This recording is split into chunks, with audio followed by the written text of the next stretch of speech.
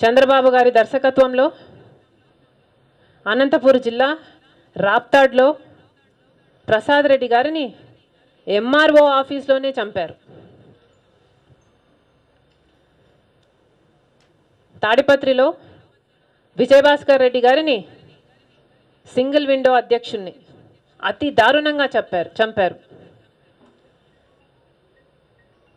ఈ 5 ఏళ్లలో చంద్రబాబు గారు వాళ్ళ మనుషులు ఇలా కొన్ని వందల మందిని పొట్టన పెట్టుకున్నారు. చంద్రబాబు గారు హింసావాది కాదా? గుంటూరులో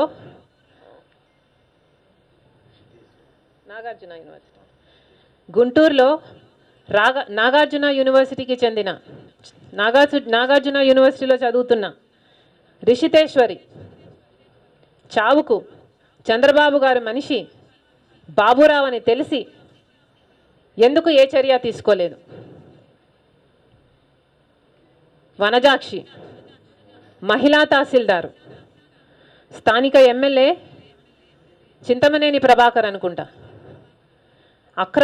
అక్రమంగా ఇసుక రవాణా చేస్తున్నాడని అడ్డుకుందని ఆమెని నడి రోడ్డులో జుట్టు పట్టుకొని ఈడ్చుకు వెళ్ళారు.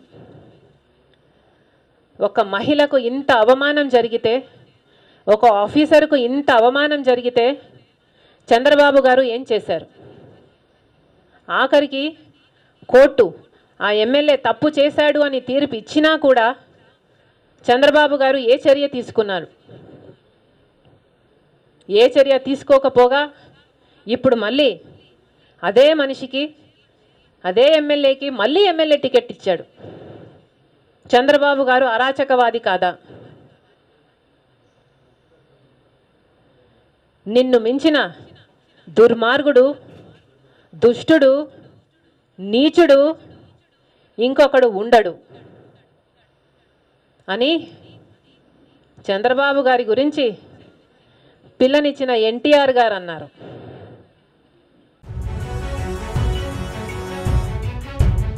Hello, this is your Nandu. Please do subscribe to New Waves Media.